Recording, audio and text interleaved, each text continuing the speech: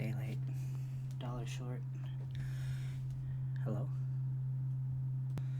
Anyway, um, it's another one of those days, right?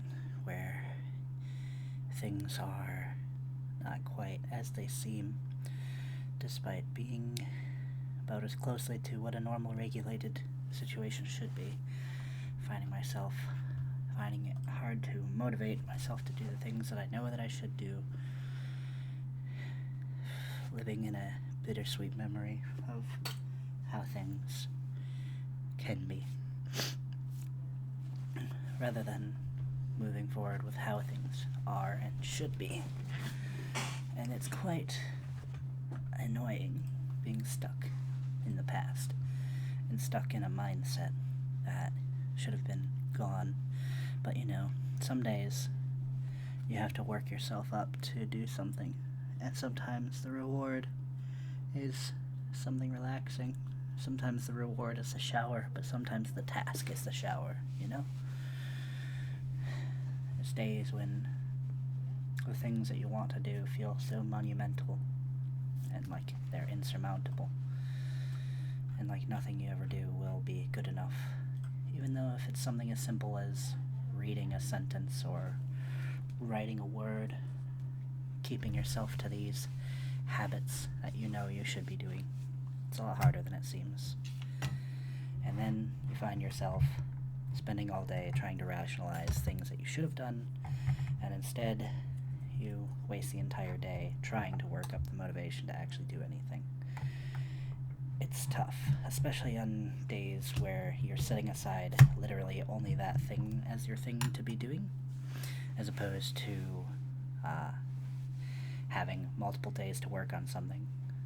I have been very, very, very guilty of this, where I'm like, oh, there's simply not enough time in the day to work on a single math problem when I have 2 hours that I'm falling asleep, because my psyche is so active at night.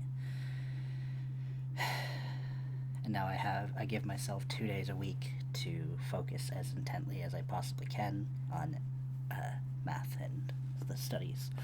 And my psyche tends to wander because it wants to be entertained, because every other day is work. Why should today be work, says the psyche, says the raw part of yourself, the animalistic side of you, the thing that you're having to dangle the carrot in front of. And truthfully speaking, it's right in its own regard.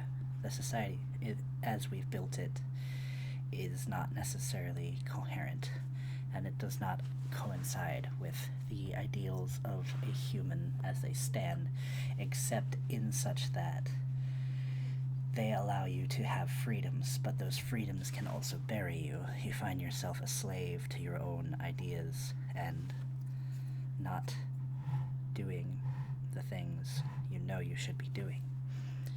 So where does that leave you? Stressed, feeling like you're lacking the control, and finding it hard to get out of what would normally be called a rut. And I suppose you can do it one of two ways. You can make it a slow, gradual process, rewarding yourself at little tiny milestones along the way. Or you can try and rip off the bandage, as it were, and try to force yourself to do things all in one go. But I find the first way works better for me. Works better for most people.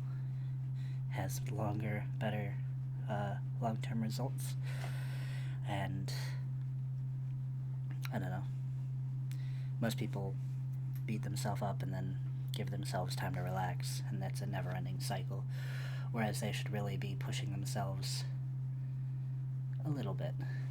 Whereas, like, my work days are work, get home, do nothing. Because I convinced myself, or at least my psyche has convinced me, that's all that you need to do that day. But it's not so simple. And in fact, there are things that I could be doing that, if I were to push myself a little bit further in those situations, would then make my life significantly better, easier in the long run. Take Sundays, for example. Sundays have since become a day of testing for me because there is a test on Sunday, and once this semester is over, I'm sure my psyche will still try and tell me that I need to be tested on Sundays, which is inherently contradictory to the way that life should be at that point, unless I'm continuing in a different field of study or something along those lines. But I will find myself motivated because that's just simply what habit has become. Such as my sleep schedule has now become go to sleep at 8, wake up at 5, even on days that I'm not working, because your circadian is heavily impactful upon your waking state of being and motivation. But if you wake up in a funk because you didn't sleep fully throughout the night and find it hard then to continue about your day, where does that leave you? I'm used to a very, very specific regimen. I'm used to not being able to get on to most of the things that I would like to get to doing until about 3, which is sometimes when I get off of work. And for some odd reason, I can't correlate the fact that I could just do some of the work on the days after I'm done with work. But that's a psyche, isn't it? It's a constant wrestle and improvement and working on yourself. You are constantly tweaking and inventing and finding new ways to fight against this creative monster that will always be rallied against you because it is you. And more often than not, you are your own worst enemy in terms of critique, in terms of motivation, in terms of accomplishments. It's so easier for you to demean your own accomplishments than for most other people to, or at least if you're surrounding yourself with the right kind of people, it is. Which is why it ends up becoming a self-sustaining prophecy of people surrounding themselves with people that have a similar viewpoint to them and drowning. It's so much harder to find people that are uplifting because more often than not they have no time because they are productive people. So where does that leave you? It leaves you about a day late and $1 short, and you having to forge your own paths. But the greatest part about being human is the ability to outsource your problems.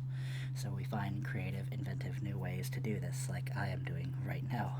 I am currently, whether or not I actually know it, working towards one of my goals, even just by speaking to nobody.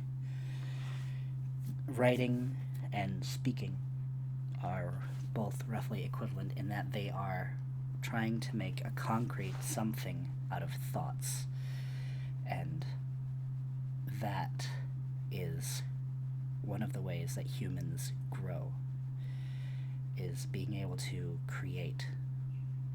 Creativity is what separates us largely from every other species that we know. Things can adapt and do things. Adaptivity is very useful, but you give an elephant or a monkey a paintbrush, they can paint with it, but they cannot create another paintbrush. You know? Not necessarily. Not yet, anyway. And we're now in the process of creating another attempt at a life form so that we have something to keep us entertained. And I think that's a risky game in and of itself, but what do I know? I'm just somebody talking to nobody in the hopes that I'm able to help somebody someday.